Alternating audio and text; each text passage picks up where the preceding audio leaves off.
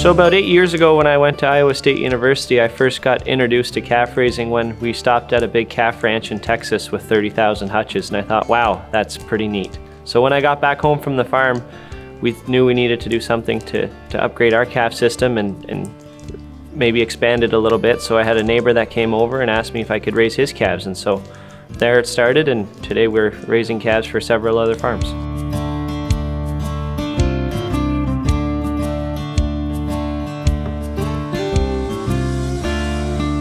Currently, we're moving about 400 calves a year through our system and returning back to home farms. About 25% of those calves would be our own, but every calf gets raised the same here at Marvellane.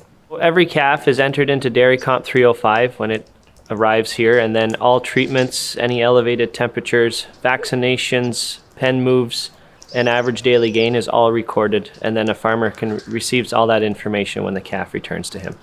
Well, there's a lot of factors that go into raising a healthy calf, but ultimately her average daily gain is the best way to measure her success, and that's our metric that we use here the most. So we'll weigh a calf when it arrives, and then we'll weigh a calf again at 10 weeks of age, so when they'll move from a single hutch to a group hutch, and then again at 6 months of age when they return back to the host farm. For biosecurity, we're making sure that every calf gets a new pressure washed, clean hutch. Every calf is kept individual until they're fully vaccinated for any respiratory illnesses.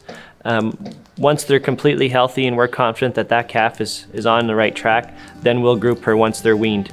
This prevents any cross-sucking, and also we group calves from each farm together.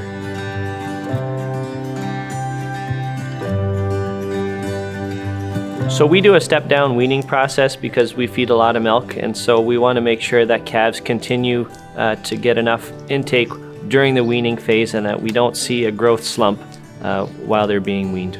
So we take about 2 weeks to wean a calf from the start to once they're completely off milk, and that seems to work well for us. We're feeding milk every 8 hours, so 3 times a day, and they're getting about 4 liters of milk per feeding, so 12 liters total. We've always had a close relationship with our veterinarian and our nutritionists.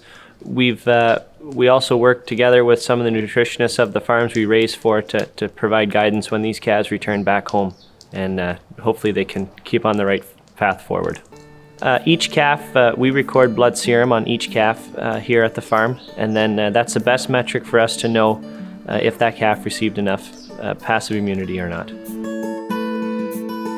I believe the 3 most important things to raising calves is number 1, calves need fresh air. Number 2, I believe whole milk is best for calves. And number 3, calves need sunlight. I still believe hutches are the gold standard.